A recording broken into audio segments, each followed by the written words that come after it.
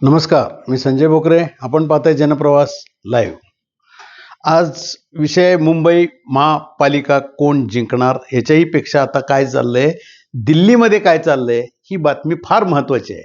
आणि केंद्रीय गृहमंत्री भारतीय जनता पक्षाचे नेते अमित शहानीच ह्याची दखल घेतलेली आहे फार, आणि ते आक्रमक झालेत. काहीही करून मुंबई महापालिकेवर भारतीय जनता पक्षाचा झेंडा फडकवलाच पाहिजे, महायुती होवो अथवा न हो.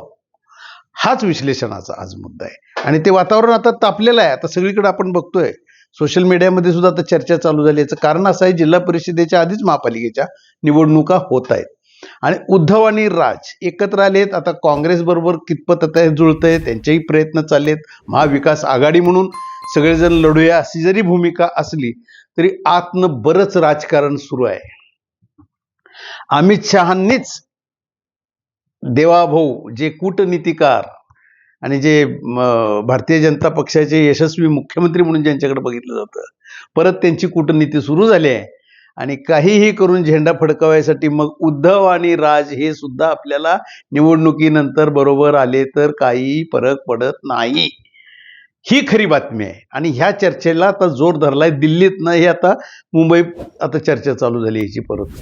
आणि आत्ताचं वातावरण बघा, संजय राऊतांच्या तब्येतीची काळजी, देवाभाऊंनी त्यांची विचारपूस करणे, उद्धवजी सुद्धा सौम्यपणे बोलणे, त्यांनी भारतीय जनता पक्ष कुणीकडनं एकनाथ शिंदेचा डाव काढायचा आहे, कुणाला, देवाभाऊंना पण उद्धव ठाकरेंना पण. मग काय करायचं, नंतरच्या काळात आपण एकत्र येऊ, पण शेवटी काय, भारतीय जनता पक्षाचा झेंडा फडकला पाहिजे. आता मंत्री महोदय लोढा भारतीय जनता पक्षाचे, म्हणजे त्यांनी सुद्धा आता बोलायला सुरुवात केलेली आहे ना, आमची कॉलर कशी ताट होणार आहे, काय होणार आहे, महायुतीचा झेंडा. त्यांना काय म्हणायचं शेवटी कळतंय, भारतीय जनता पक्षाचा झेंडा फडकवायचा आहे ना काही करू. महायुती झाली तर ठीकच आहे, नाहीतर आम्ही लढणार. कारण बावनकुळे प्रदेशाध्यक्ष असताना सुद्धा त्यांची स्टेटमेंट त्यावेळेपासून आपण बघत आलो, आणि आत्ताचे प्रदेशाध्यक्ष पण, वेळ आली तर आम्ही स्वतंत्र सुद्धा लढू.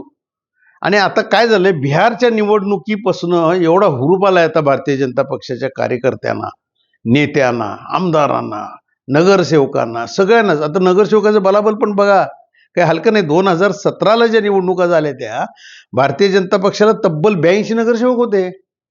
उद्धवजींना काय शिवसेनेला, शिवसेना अखंड. त्यावेळेला कसं होतं, शिवसेनेचं आणि त्यांच्यात फार फरक नव्हता, 2च नगरसेवकांचा फरक होता. म्हणजे भारतीय जनता पक्ष त्यावेळेस सुद्धा क्लेम करू शकत होते, तरी सुद्धा उद्धवनं त्यांनी आपले युती धर्म पाळायचा म्हणून त्यांनी महापालिकात बाबा तुमच्याकडं, असा तो विषय त्यावेळेला झालेला आहे. आणि आता तर भारतीय जनता पक्ष साम दाम दंड भेद सगळे आयुध त्यांच्याकडे आहेत. त्यामुळं उद्याच्या काळात उद्धव आणि राज हे सुद्धा ठीक आहे, भारतीय जनता कुठं सीटा कुणाला कमी पडतील काय ते शेवटी बलाबल नंतर ठरेल कुणाच्या किती सीटा आल्या.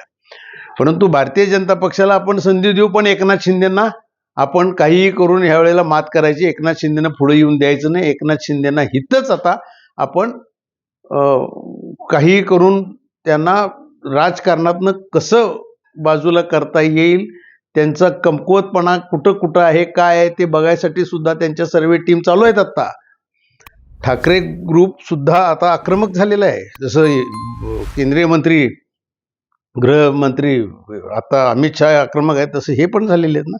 परंतु ते झाले ते एकनाथ शिंदेच्यावर झाले.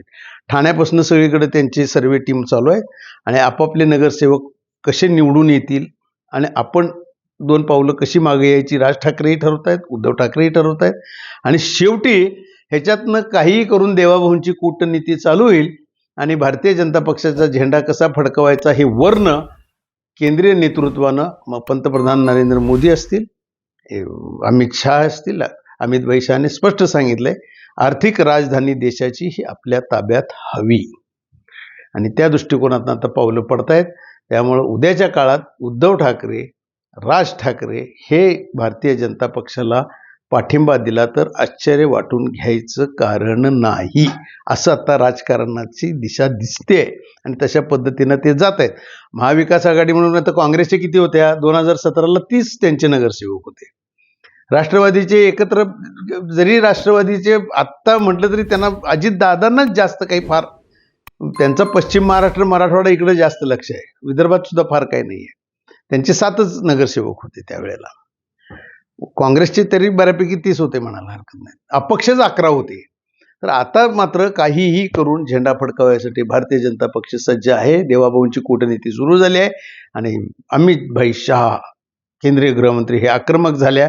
आता अमित भाई शहाच आक्रमक झाल्यानंतर काय होणार हे चित्र आता निश्चितपणानं दिसेल आणि ह्या काही दिवसातच आपल्याला चित्र स्पष्ट होईल. परंतु निकाल लागल्यानंतर उद्धव आणि राज यांची भूमिका महत्त्वाची असेल. आज इथंच थांबू, उद्या पुढच्या भागात.